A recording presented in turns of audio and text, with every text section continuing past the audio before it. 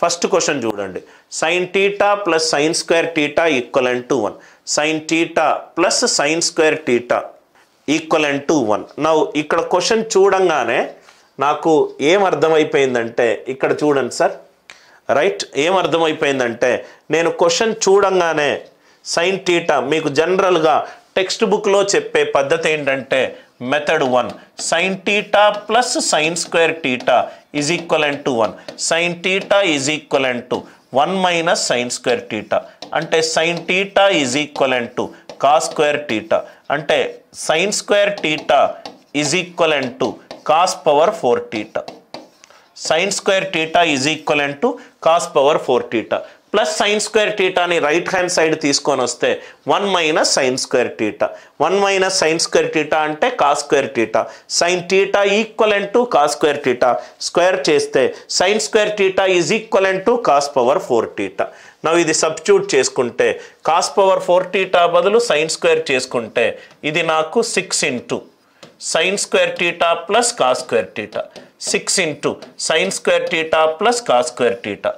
ఇదేమో sin square θ plus sin θ 1 అని ఇచ్చాడు, 1 అని ఇచ్చాడు. ఇక్కడ ఇది చూడండి సార్, ఇది మొత్తము కూడా cos పవర్ 4θ, ఈ ఐడియానే మనకు తట్టదు. cos power 4θ plus cos square θ whole cube, a plus B whole cube. a plus B whole cube ఏమవుతుంది sir, a cube plus 3a square B plus 3ab square plus b cube. So cos power 4θ plus cos square θ whole cube. cos power 4θ whole cube చేస్తే cos power 12θ.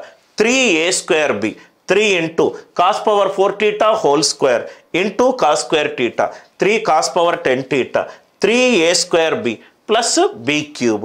అలా చేస్తే ఇది answer ఎంత, cos power 4θ ఏమైపోయింది sin square θ, sin square θ plus cos square θ 1, 6 plus 1 plus 1 answer ఎంత 8. Answer ఎంత 8. Answer ఎంత 8. ఆ క్వాడ్రటిక్ సమీకరణానికి నేను alpha plus beta holes cube minus 2 alpha beta 1 రాయకుండా θ45 అని చెప్పాను. అదే కాన్సెప్ట్ ఇక్కడ నేను యూజ్ చేయొచ్చా సార్, యూజ్ చేయొచ్చు. నవ్వు ఇక్కడ చూడండి సార్, నవ్వు ఇక్కడ చూడంగానే మీరు ఎక్కడి వరకు వస్తారంటే ఇక్కడి వరకు అయితే మీరు చేస్తారు సార్. ఇక్కడ వరకు అయితే చూస్తూనే ఉంటే మీకు ఆన్సర్ వచ్చింది, ఇక్కడ చూస్తూనే ఉంటే మీకు ఆన్సర్ వచ్చింది. sin θ ప్లస్ sin స్క్వేర్ θ ఇదేమో 1, ఇక్కడ 6 కామన్ తీస్తే cos పవర్ 4θ ప్లస్ 6 ప్లస్ 1 7 వచ్చింది. ఈ వాల్యూ ఎంతో మనకు తెలియదు, ఈ వాల్యూ ఎంతో మనకు తెలియదు. Are you all with me? ఈ వాల్యూ ఎంతో మనకు తెలియదు. నవ్వు ఇక్కడ లాజికల్గా చూద్దాం sir. sin θ plus sin square θ 1, sin θ plus sin square θ ఏమో 1. నవ్వు ఇక్కడ చూడండి సార్. సార్ నేను θ45 సబ్స్టిట్యూట్ చేసుకుంటే ఏమవుతుందో చూద్దాం. sin 45 plus sin square 45, sin square 45, sin 45 ఏమో 1/√2, sin 45 ఏమో 1/√2 హోల్ స్క్వేర్ అంటే 1/2, 1/√2 అంటే √2/2 ప్లస్ 1/2. ఇదేమో 0.5, ఇదేమో 0.7, 1.4/2 అంటే 1.2 వాల్యూ పెరుగుతుంది. అంటే నాకు ఇక్కడ θ చూడంగానే నాకు తెలిసిపోతుంది θ అనేది లెస్ దాన్ 45 డిగ్రీస్. θ అనేది చూడంగానే నాకు less than 45 degrees. Cos θ value ఎంత సార్, 1/√2, 1/1.4. ఈ వాల్యూ చాలా చిన్న నంబర్ హోల్ క్యూబ్, చాలా చిన్న నంబర్ హోల్ క్యూబ్ పవర్ 8, చాలా చిన్న నంబర్ పవర్ 10, చాలా చిన్న నంబర్ పవర్ 12. సబ్స్టిట్యూట్ చేసుకుంటే 45 సబ్స్టిట్యూట్ చేసుకుంటే 1/√2 పవర్ 6, 1/√2 పవర్ 6 అంటే ఎంత సార్, 1/8. Yes are no? ఇదే 0.12, ఇదే 1/8 అంటే 12.5%, రైట్. ఇది 1/√2 పవర్ 4 అంటే 1/16. ఇవన్నీ చాలా చిన్న వాల్యూలు, చిన్న చిన్న వాల్యూలు 1 ఫ్రాక్షన్లో ఉన్నాయి. చిన్న చిన్న చిన్న చిన్న చిన్న వాల్యూలు కలిపితే అంత పెద్దగా వచ్చే అవకాశం లేదు. 7 ప్లస్ నెక్స్ట్ నంబర్ ఆన్సర్ 8. ఏమీ చేయాల్సిన అవసరం లేదు sir. sin square θ plus sin θ ఇదేమో 1 ఇచ్చాడు, రైట్. ఇదేమో 6 కామన్ తీస్తే right cos power 4 theta plus cos square theta అదేమో ఆల్రెడీ 1 వచ్చింది. ఇక్కడ వరకు అందరికీ తెలిసిపోతుంది సార్. 7 ప్లస్ ఇవన్నీ చాలా చిన్న వాల్యూలు సార్. ఎందుకు సార్ చిన్న వాల్యూలు అని చెప్తున్నాను? నేను టీటా 45 సబ్స్టిట్యూట్ చేసుకున్నా కన్నా టీటా 45 చేసుకుంటే సైన్ 45 ప్లస్ సైన్ స్క్వేర్ 45 ఇదేమో 1/√2 ఇదేమో 1/√2 హోల్ స్క్వేర్ అంటే 1/2 ఇది ఎంత అవుతుంది 0.7 ఇది ఎంత అవుతుంది 0.5 టీటా 45 సబ్స్టిట్యూట్ చేసుకుంటే నాకు ఈ వాల్యూ 1.2 వచ్చింది. కానీ రైట్ హ్యాండ్ సైడ్ 1 అంటే టీటా లెస్ దాన్ 45 ఉండాలి.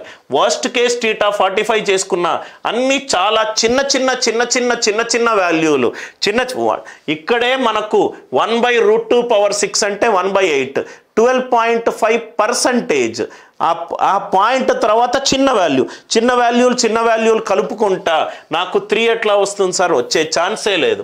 రైట్ చిన్న వాల్యూ 7 ప్లస్ అతి చిన్న వాల్యూ నెక్స్ట్ వాల్యూ ఏంటి 8. అందరికీ లాజిక్ అర్థమైందా? ఇక్కడ కూడా మనము రైట్ ఒకటి ఈక్వేషన్ చెయ్యొచ్చు.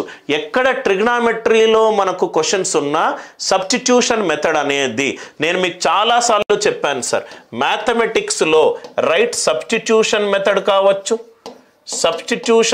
కావచ్చు, ఆప్టిమైజేషన్ మెథడ్ క్వశ్చన్ వాల్యూలను చిన్న వాల్యూలు వేసుకొని సబ్స్టిట్యూట్ చేసుకోవడం కావచ్చు, రైట్ డొమైన్ రేంజ్ ద్వారా ఎలిమినేషన్ చేయడం తెలుసుకోవచ్చు, డొమైన్ రేంజ్ ద్వారా అప్రాక్సిమేషన్ ద్వారా ఆన్సర్ ఆప్షన్ని ఎలిమినేట్ చేయొచ్చు, right most non zero digit ద్వారా ఎలిమినేషన్ చేయొచ్చు. ఇవి చాలా పద్ధతులు సార్. ఈ పద్ధతుల ద్వారా మనము ఆన్సర్ ఆప్షన్ ఎలిమినేషన్ చాలా ఈజీగా చేయగలుగుతాం. ఆన్సర్ ఆప్షన్ ఎలిమినేషన్ అనేది మీరు యూజ్ చేయకపోతే మీరు అసలు ఆన్సర్ ఆప్షన్లు ఇచ్చిన క్వశ్చన్ పేపర్ ప్రైమరీ డెఫినేషన్నే అర్థం చేసుకోకపోవడం, రైట్ ప్రైమరీని అర్థం చేసుకోకపోవడం. నవ్వు ఇక్కడ చూడండి సార్. రైట్ ఇక్కడేమో సీకెంట్ టీటా ఇక్కడేమో ఎం సీకెంట్ టీటా టాన్ టీటా ఉన్నది. మీకు టక్కున ఈ ఐడియా రావాలి. ఇదేమో సీకెంట్ టీటా ఇదేమో tan theta. Secant square theta minus tan square theta is 1. ఇక్కడేమో సీకెంట్ ఉన్నది ఇక్కడేమో టాన్ ఉన్నది. దీన్ని స్క్వేర్ చేస్తే secant square theta minus tan square theta is 1. అంటే చూడంగానే మనకు L square minus K square is equivalent to M square minus N square కనబడాలి. సార్ మీకు ఎట్లా కనబడ్డది సార్? ఇక్కడ దీన్ని స్క్వేర్ చేశాను అనుకోండి M square secant square theta, దీన్ని స్క్వేర్ చేశాను అనుకోండి M square tan square theta, subtract చేస్తే secant square theta minus tan square theta. ఏది చేయకుండా ఐడెంటిటీ గుర్తుంటే చాలా ఈజీగా ఆన్సర్ వచ్చేది. Secant square theta minus tan square theta is 1 అంటే దీన్ని స్క్వేర్ చేయాలి దీన్ని స్క్వేర్ చేయాలి తీసేయాలి. L square minus K square is M square minus 9 square.